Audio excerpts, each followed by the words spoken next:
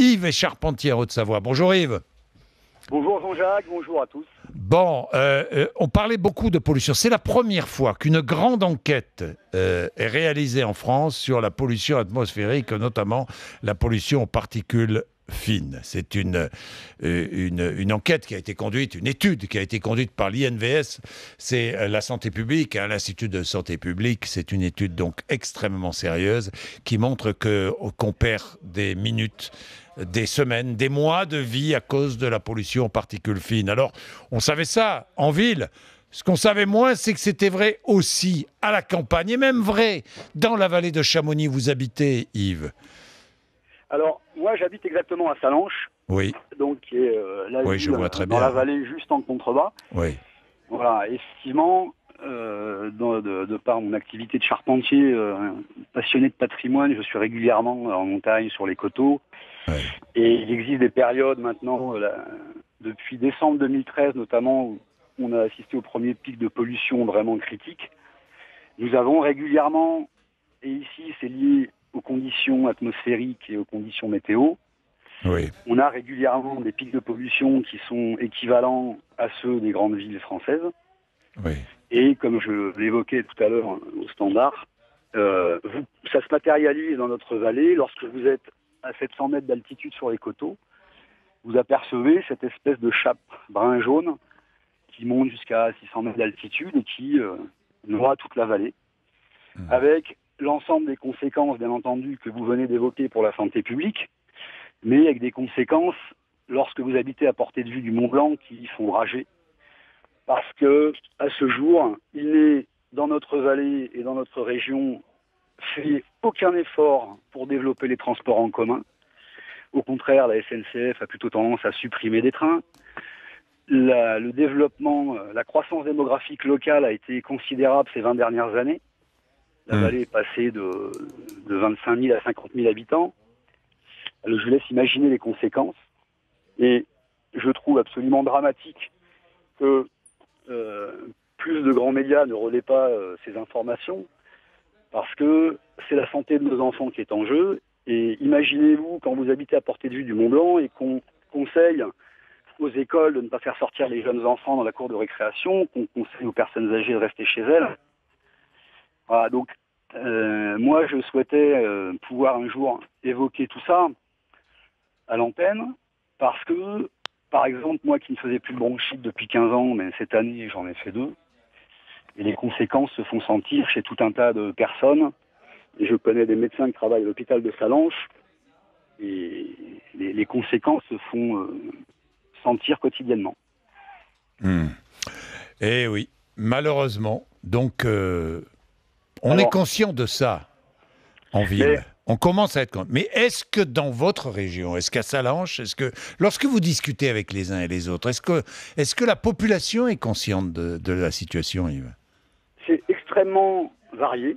Ouais. Vous avez une partie de la population locale qui se bat contre ce genre de phénomène. Ouais.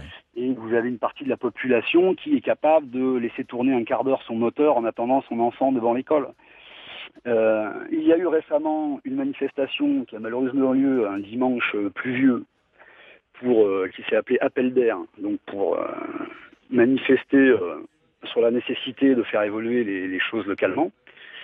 Et pour rappel, il a été, suite au pic de pollution de décembre 2013, il a été déposé au procureur de la République de Bonneville par le médecin-chef urgentiste de l'hôpital de Salanches, une plainte dont le libellé est mise en danger de la vie d'autrui par empoisonnement. Voilà. C'était une manière de saisir les autorités pour les faire réagir. Et à ce jour, ça n'a aucune incidence. Alors, si vous voulez, moi je vais vous donner mon point de vue quant à cet ensemble, Monsieur Bourdin. C'est que les hommes qui nous dirigent aujourd'hui, qui sont des élus du peuple, je pense, ont totalement oublié ce que signifie ce mandat. Je suis petit-fils d'un homme qui a été 35 ans directeur de Sciences Po et qui a eu certains de nos dirigeants dans ses murs à l'époque. Et je pense qu'il se retourne depuis longtemps dans sa tombe en voyant ce que sont devenus nos élus.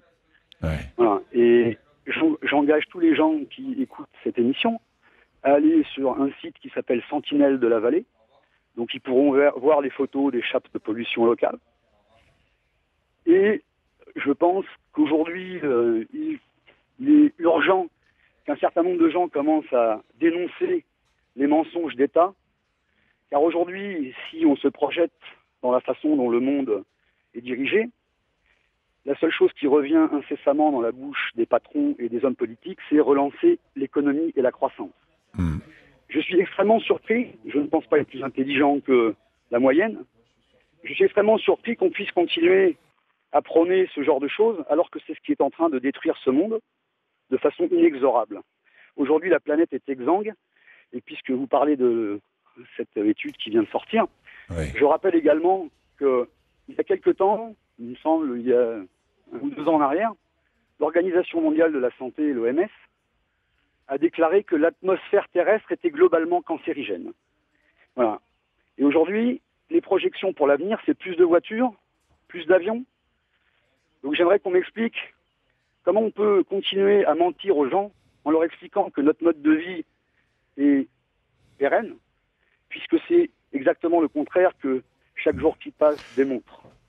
Eh bien, merci dans tous les cas pour votre discours, Yves, parce que ça fait prendre conscience à beaucoup de gens qui n'ont pas conscience de ça, qui envoient ça balader en disant « Ouais, on va pas encore nous punir pour des raisons environnementales, écologiques et tout. » On dépasse là tout ce qui est politique. On est dans une forme de survie de l'humanité, Yves. Et rappelez-moi le site. Alors, je ne peux pas vous donner l'adresse exacte. Non, mais Sentinelle, c'est quoi? Ça s'appelle les Sentinelles de la Vallée. Les Sentinelles de la Vallée. Ou Sentinelles de la Vallée. D'accord. Merci Yves. On mettra ça sur rmc.fr. Merci à vous, Yves. Bonne journée.